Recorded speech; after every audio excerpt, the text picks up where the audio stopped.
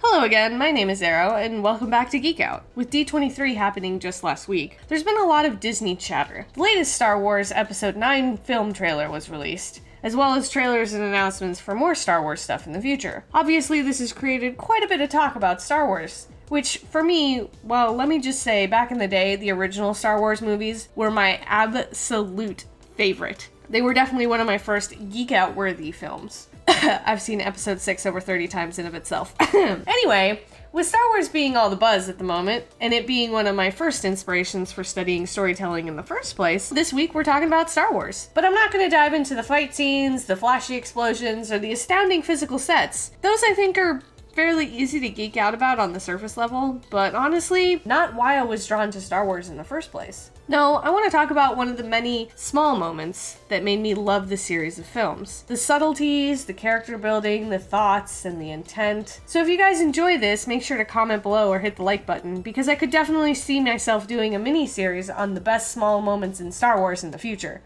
Might be kind of fun. Anyway, I will warn you though, this is going to be a more difficult episode to process than the previous two, so you may need to put on your thinking caps.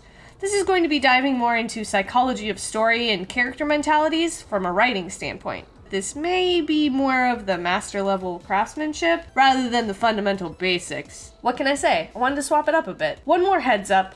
I'm going to be jumping around a ton within this sequence. Lots of stopping and starting the video, scrubbing back and forth, etc, etc. So I would highly suggest you rewatch the sequence for yourself first. I would play it here for you, but you know, copyright claims and all, so I put the link to it in the card and in the description for you to open up in a different tab. And if you haven't seen the original trilogy of Star Wars, well, you're gonna be hella confused, son, because I'm gonna be calling back to plot points and future story moments, so spoilers? For a set of films that are, what, over 50 years old? Anyway, let's dive into small moments that made Star Wars great in the first place. And this week's small moment of choice I like to call Luke hedging his bets from episode 6. Let's get started.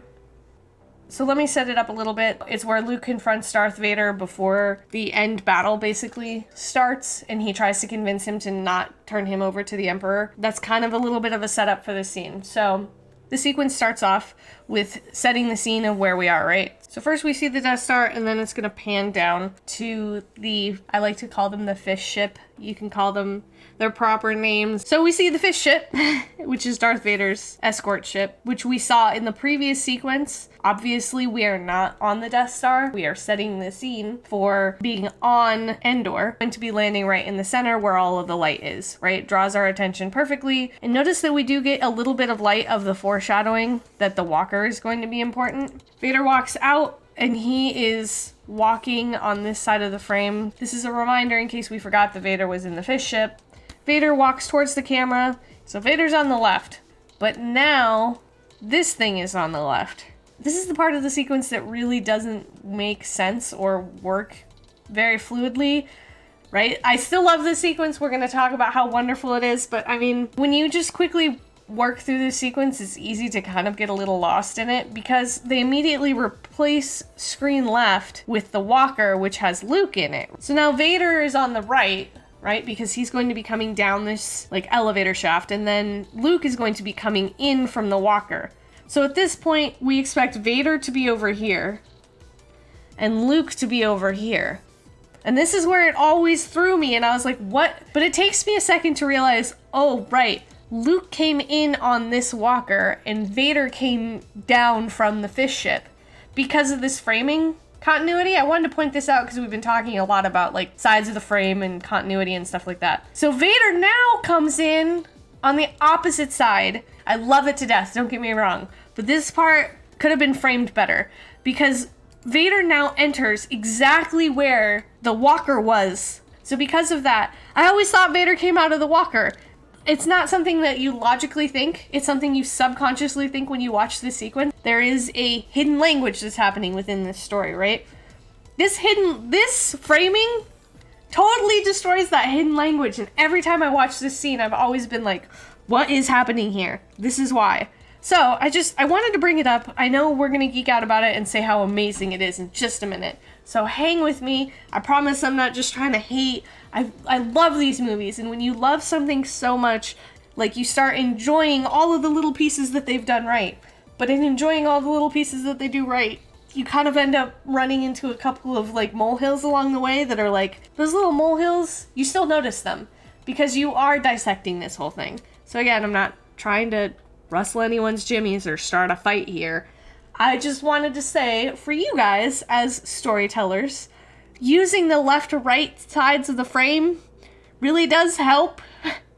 Otherwise, people get really confused for just a moment, and then it takes them out of the experience, and you don't want that. So, okay, Vader will now continue to be on the left, and Luke will continue to be on the right. And the reason they did that is because the subconscious screen direction, right? They want to put Luke on the right side of the frame because this is the side that knows what's happening, where the left side is normally the side that's, like, off kilter, right? We talked about that subconscious previous week. All right, in order to fix this really quick, fish ship comes down, Vader walks out, and Vader stays over here, right? Now we balance the frame, so we put the walker over here. So that way, rule of thirds, right? We've balanced the frame, we counterbalance by having Vader over here, and then the walker, the head of the walker needs to be here. So with Photoshop magic, I'll flip it.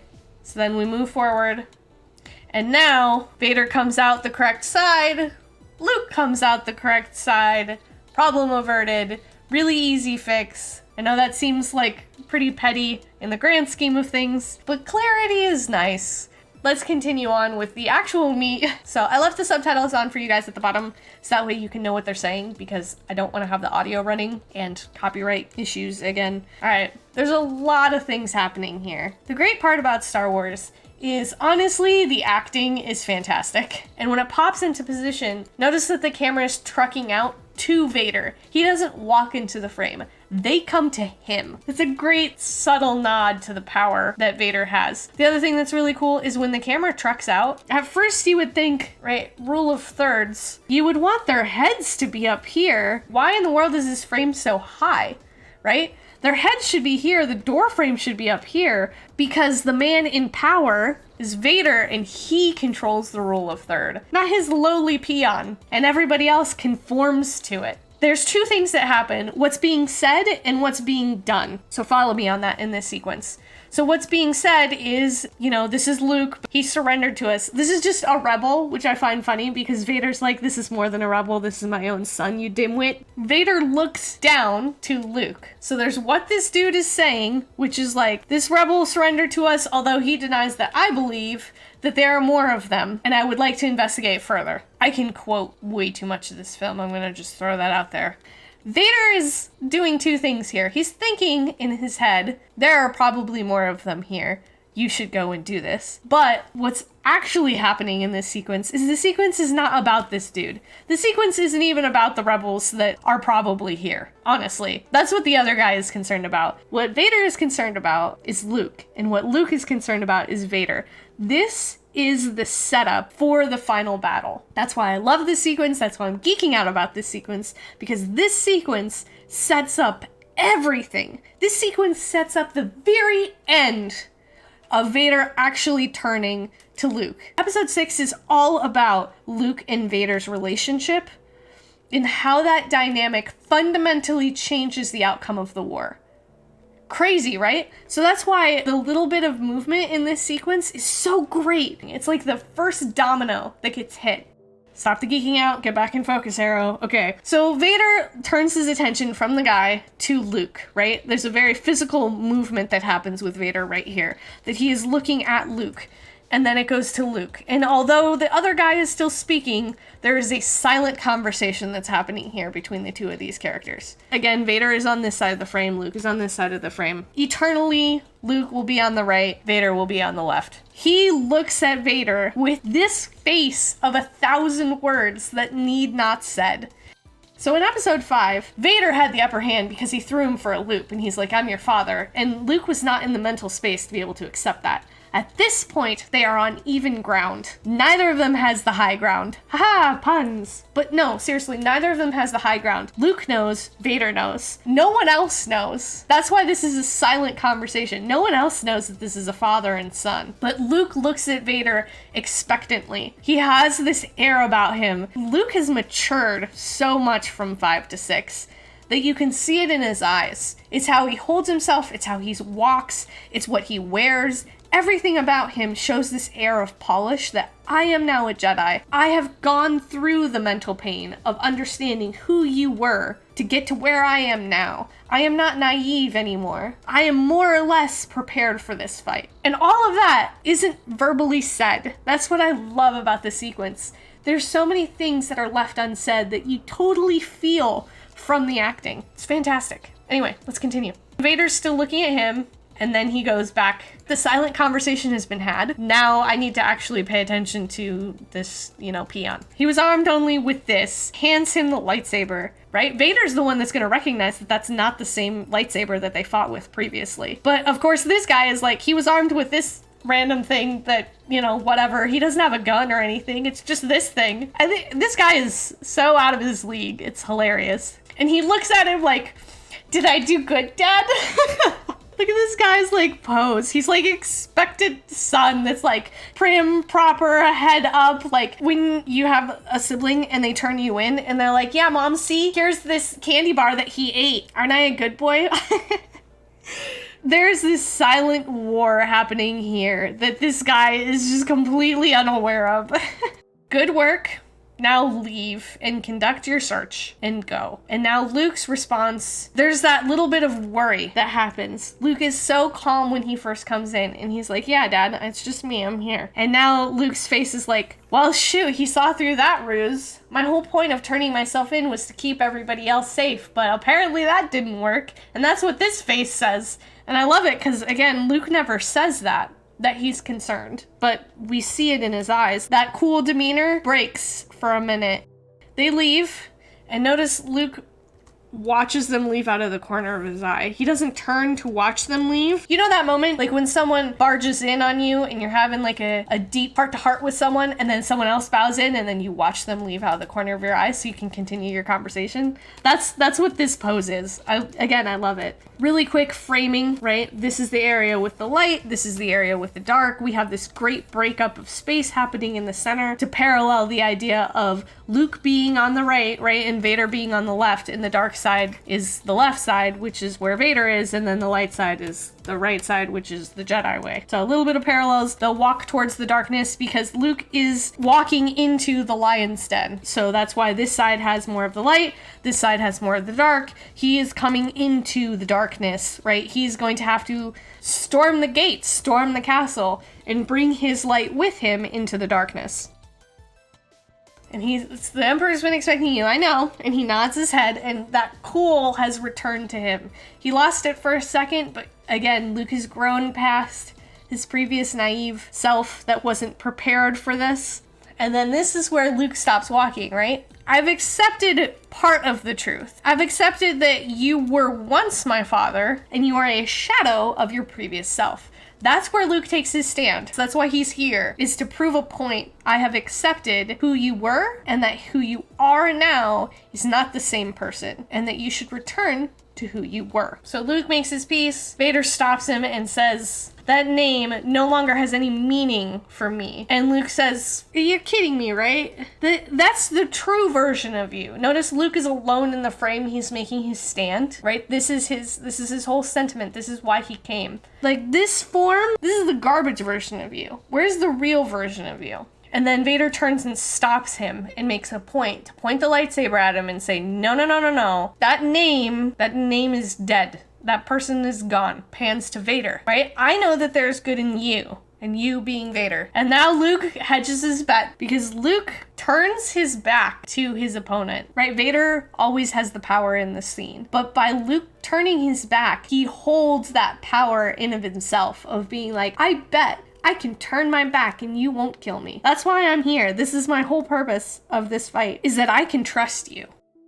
And then he just kind of settles He kind of lets those shoulders settle. He's a little concerned, but this is where he's hedging his bets, right? He's showing part of his hand. Notice Vader gets some light. Normally Vader is always in the darkness and all of that, but he does get light in this sequence, which I think is great. Not only does it pull him off the background because the background is really dark, but Luke, he's setting that first domino, right? He's putting that little bit of light back into Vader.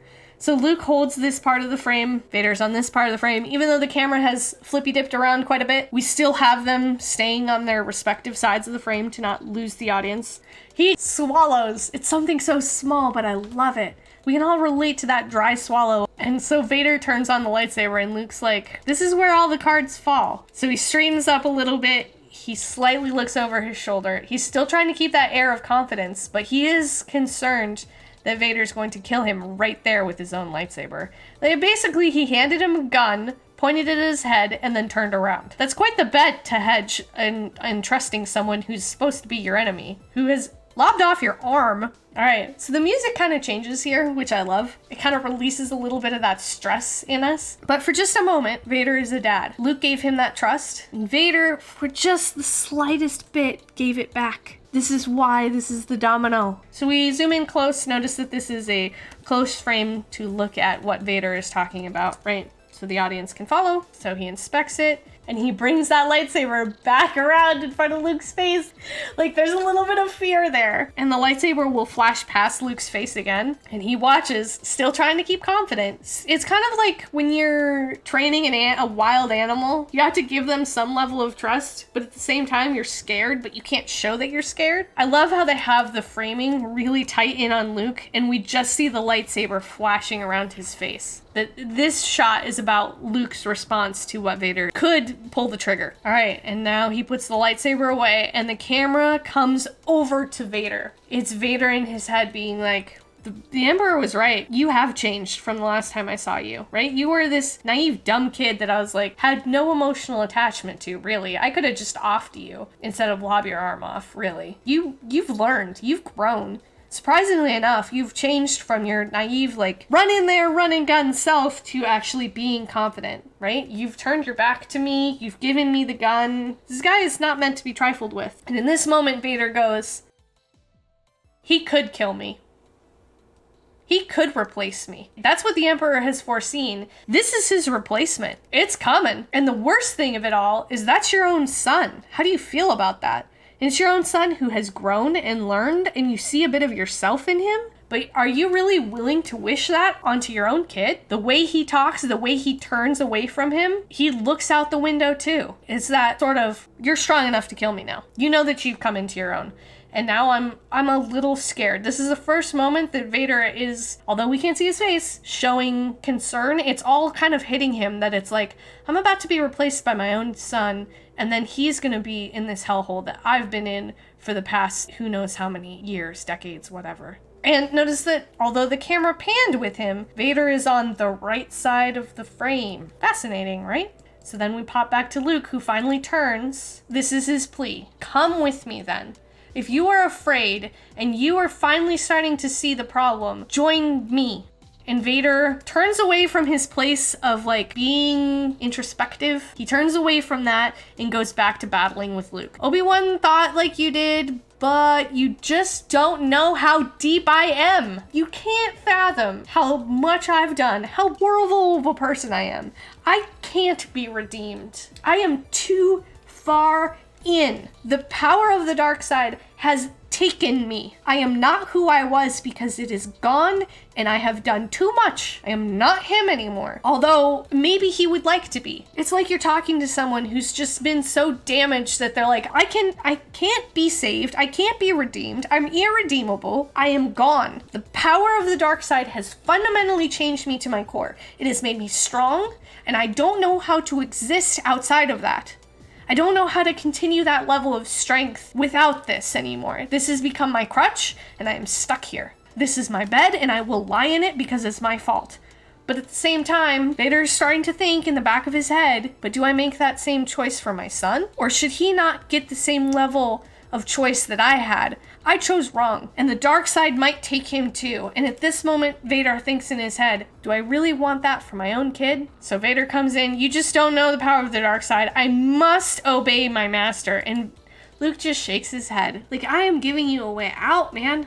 I am trying to help you, dude. I am here to give you a hand. You still gonna turn back to this crutch? Really? I will not turn and you'll have to kill me, right? Luke's saying, no. You're telling me the dark side is going to take me, and I'm telling you right now, it will not, and you will have to kill me. And Vader doesn't move his head much. I love that. If that's your destiny. And Luke's like, wait a minute. No. You can't do this. I feel that conflict within you, right? Like, you could say it's written all over his face, but obviously he's wearing a mask. I have the Force in me. So, AKA, I can kind of read your mind or whatever. I feel that you are conflicted. At this point, you won't even admit it? That you would have a problem murdering your own kid? Search your feelings. Search them. Like, really, is this really what the choice you want to make? I love Luke looks down at his heart. Like, search your heart. Look deep. It's just too late for me. And he waves other people in, and Luke just lost that bet. He was hedging his bet, and he lost. But he doesn't know that he's playing the long game here. He feels like his bet has kind of been lost, but he doesn't give up. He is determined. Vader, there is some sort of conflict within him, and by golly, I am going to get it to come to the surface. And then I love they don't move the camera as they come in because it's Luke's space. And you see the stormtroopers come in because it's so dark. And now other people are entering in. We've had our discussion. You've made your point. I've made my choice. Get him out. The Emperor is now your problem, and you're gonna have to deal with him, not me. Luke's got one last ace up his sleeve. It's so good. He's gonna drop the mic. And Luke nods his head and says, sure.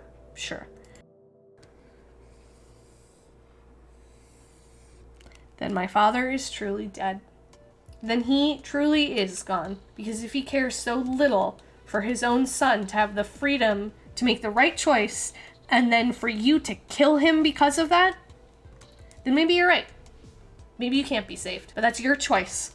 And he blinks, turns, and walks straight in. And notice Luke's face? Just sheer disappointment. Be weak. That's what that face says. Be weak. Don't be strong enough to stand up like I am. I'm giving you a hand, and you show nothing but your cards of weakness. I love how this scene's not over yet, because you'd think the door would shut, that'd be the end of the scene. No, there's more to be said, even if there aren't any words to say it. Vader walks. He still stays in the left side of the frame, but he walks and stands exactly where Luke was. And he looks out the same window. He is looking out where Luke was looking, and that is perfect imagery. For I am starting to see the same way that you were seeing. I am looking out the same window you were looking out, and I'm starting to understand where your head's at. And that's it.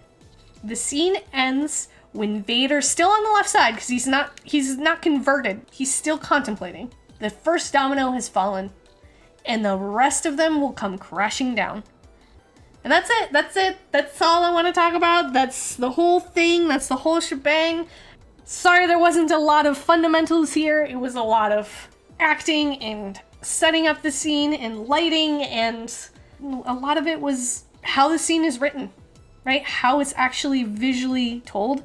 There's a lot of hidden subtext happening here. I just wanted to geek out about, kind of show you guys a little bit, and yeah, I hope you enjoyed it. So thank you guys for joining me for diving into small moments that made Star Wars great in the first place. If you enjoyed it, please like and subscribe, because I'd love to do more super deep dives. And if you haven't, by some miracle, not seen 4, 5, and 6, the original Star Wars trilogy, fundamentals in action. They are the best way to tell a classic story. Thank you guys for joining another episode of Geek Out. Comment down below what small moments in Star Wars made you love them, and maybe we'll do them in the future. I don't know. And I'll see you guys on the flip side.